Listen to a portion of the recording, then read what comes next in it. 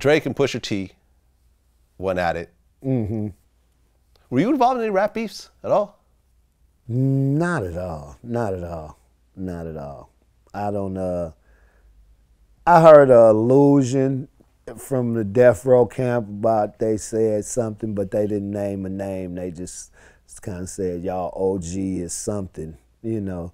It was a derogatory statement, but I personally asked the guy who said it, and, you know, he was like, you know, nah, D, it wasn't like that, so. Nah, I don't. Right. I don't beef like that. I try not to beef. Okay. You know, but when I beef, you know, it's meat getting cooked.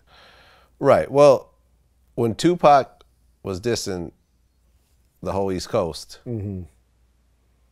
did anyone else in Death Row really jump into that outside of the Outlawz? Snoop didn't jump into that. No. Corrupt never jumped into that. Well, Corrupt had his issue with DMX about Foxy Brown. Right. Yeah. Allegedly. But that came after Death Row though. He dropped that album. That was on the solo album. Yeah, it was. It was. That was not a Death Row album. No, it wasn't. See what I'm saying? Yeah. Yeah, I get it. So I guess nobody really did. You No know, one- it's no like one he did. Was, he was Daz- making enough noise for everybody, you know. well, I mean, if you remember like the Nas Jay-Z beef, like they were doing fucking these records where Cameron was disrespecting Nas's daughter and Freeway was jumping in, and you know, like Jay-Z was taking his shots, and everything, you know, Bleak was involved in the shit. It seemed like it was really just, you know, Tupac and his little homies, Well, and that's it. I think that's because You know, and Suge, of course, I you know, think taking I think shots. that was because Snoop Dogg was pretty much the musical leader of Death Row at the time, and he had a personal relationship with Puffy. You know, he took me to Puffy's studio before, you know, and you know, I know they had a good relationship. He always talk, you know, Biggie make comments about him in the songs, you know, him trying to sell records like Snoop. Oops, you know what I mean? Yeah. So he didn't really have no issue with him. And then being that Tupac came to the camp, to the Death Row camp, after his prison stint, it wasn't like they started together there. So it's like, well, I'm going to ride with you, whatever. It's like he brought that beef and he kind of like handled it on his own with his Outlawz and whatever. But, you know, Snoop didn't decide to join in it because he didn't have them kind of feelings. Fair enough. Yeah. So the Drake Pusha T beef, Mm-hmm. who'd you give it to?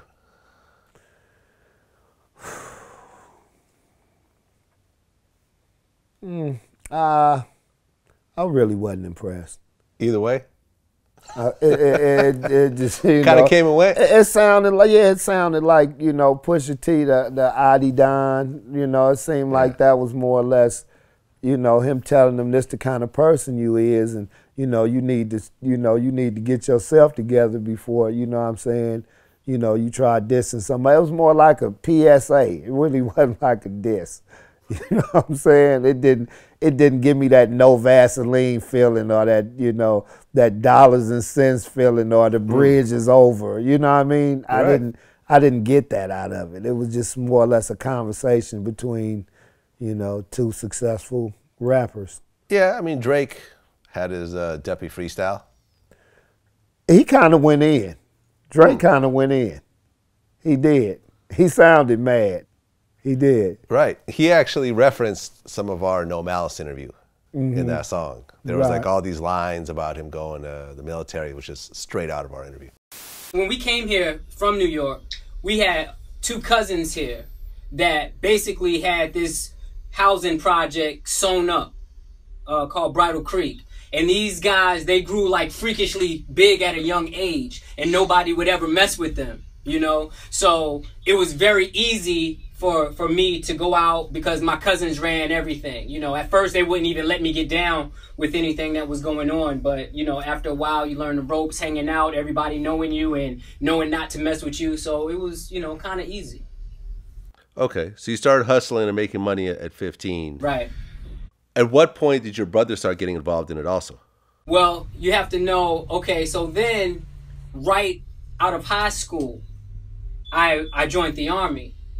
And when I would come back from the Army, all my friends out there would tell me that, you know, my younger brother Terrence, he was out there a lot. And, you know, telling me, you know, what he was doing. And he was running with the guys that I was running with when I left, except for I had gotten married and went and joined the Army. So it's the same thing with him. Everybody knew my cousins. They knew me. You know, that's Terrence. You don't mess with him. And he loved money so much anyway. So that kind of explains how that came about. Right, right. Yeah, I thought his was more along the lines of a diss track. You know, I really wasn't impressed by Pusha's. So you're saying that offering. So you're saying that you'd give it to Drake overall? Yeah, he had the hardest song. I would. I have to. Yeah. I'd have to. But like I said again, it was like, you know, two older successful rappers having a conversation with each other over music. Yep.